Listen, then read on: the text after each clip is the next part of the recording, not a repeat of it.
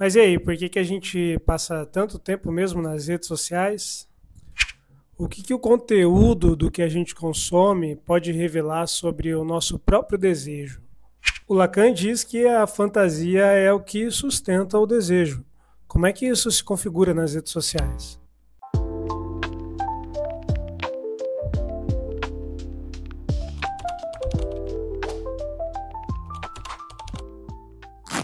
Olá para você que voltou ao canal. Sou João Pedro, sou psicólogo e psicanalista e hoje vamos dar sequência às nossas aulas sobre psicanálise lacaniana e as redes sociais. Essa proposta que eu firmei com vocês para que a gente possa pensar ali quais são os sujeitos que aparecem ante as demandas impostas pelas redes sociais e qual que é o mecanismo que opera pelo lado das redes sociais para que os sujeitos continuem ali.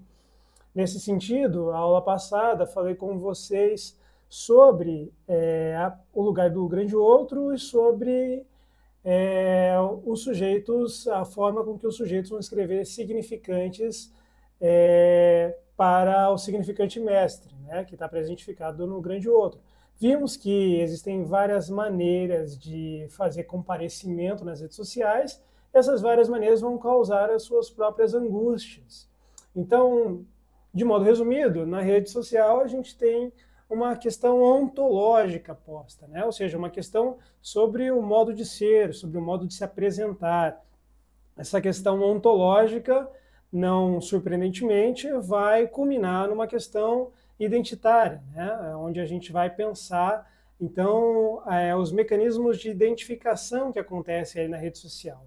E para que a gente pense esses mecanismos de identificação, a gente, é claro, precisa trazer as fantasias enquanto operação aí nas identificações.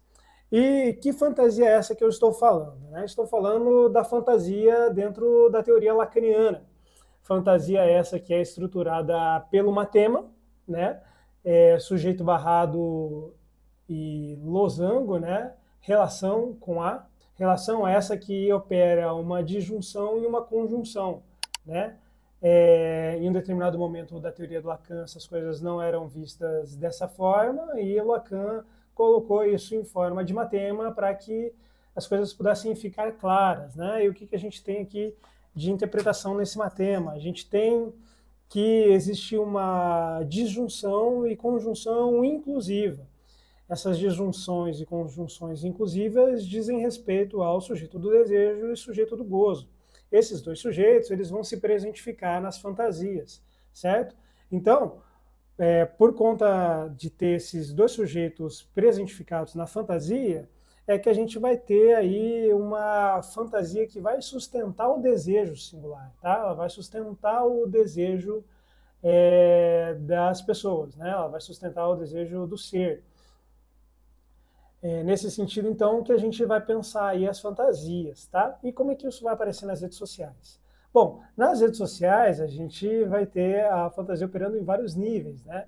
A gente pode pensar a partir das estruturas subjetivas que eu propus para vocês na última aula, que é a histeria, a neurose obsessiva, a paranoia e a esquizofrenia, e como que essas fantasias vão estar ali presentes, que é o que a gente vai fazer. A partir disso, a gente vai pensar em como que o grande outro vai comparecer para sustentar essas fantasias e que dinâmica é essa que vai operar o desejo dentro das redes sociais. Lembrando que esse grande outro que se presentifica no significante mestre nas redes sociais, ele vai ser operado pelos algoritmos, né? E os algoritmos eles têm justamente a premissa de propor para os sujeitos que operam as redes sociais significantes que façam com que eles fiquem ali alienados, consumindo, né? Vendo, buscando mais, buscando likes, buscando comentários, buscando visualizações, dentro desse mecanismo que a gente vai pensar aqui nessa aula. Bom, então vimos que a fantasia na histeria ela é ligada ao desejo do outro, em que na histeria se presentifica como um flerte em relação ao desejo do outro, né? Na histeria a gente se pergunta o que o outro quer de mim. Nesse sentido é que a gente opera uma sedução ao outro, e dentro dessa sedução a gente tem aquele mecanismo de tentar furar o significante mestre, né? E existe uma insatisfação da histérica dentro desse ponto, que é o porquê ninguém me entende, né? Por que ninguém entende o que eu estou fazendo aqui nas redes sociais? Porque ninguém entende como eu estou me comportando, como eu estou exprimindo o meu desejo aqui nesse local. Então a gente tem um objeto A ligado ao desejo do outro e a gente tem uma fantasia de sedução do outro. Já na obsessão, a gente vai ter um mecanismo diferente, apesar de estar na neurose, né? Na obsessão, a gente vai ter um objeto A ligado ao controle de desejo do grande outro, então, por isso que o sujeito que vai operar a partir da neurose, ele vai se apresentar nas redes sociais a partir de uma forma meticulosa, né? Uma forma de controle daquilo que expõe, para que ele não possa ser pego, né? Ou seja, para que algo do furo dele não apareça, é uma tentativa de negar a castração. E a partir desse medo da castração, dessa tentativa de negar a castração, é que a gente vai ter uma fantasia operando. A gente vai ter uma fantasia de autossuficiência, performando ali nas redes sociais a partir da neurose. Então, o obsessivo ele vai precisar que tudo esteja perfeito, que as coisas estejam rodando perfeitamente. Bom, na psicose a gente tem uma questão em relação ao objeto A, porque ele não é mediado simbolicamente, né? Então, é como se o inconsciente tivesse a céu aberto ali nas redes sociais, né? E aí, como é que isso vai aparecer, então? A gente vai pensar que, devido à foraclusão do nome do pai, a fantasia na psicose ela vai ser frágil, ela vai ser inconsistente, ela vai ser precária. Nesse sentido, a gente vai ter um comportamento tão precário quanto, né? A gente vai ter uma expressão tão precária quanto. Então, a gente vai ter sujeitos que são exagerados na rede social, né? A gente vai ter um mecanismo que acontece numa desproporção, numa desmedida. E esses sujeitos eles podem inscrever isso a partir de uma persecutoriedade, em que a gente vai ter a paranoia, ou a gente pode inscrever isso a partir de um delírio, em que a gente vai ter a esquizofrenia. Então, nesses traços de comportamento, a gente pode pensar que o sujeito da psicose vai pensar que o algoritmo está espionando ele, né? Que as pessoas ali estão vigiando ele, que o algoritmo está espionando ele. Então, ele precisa, a todo momento,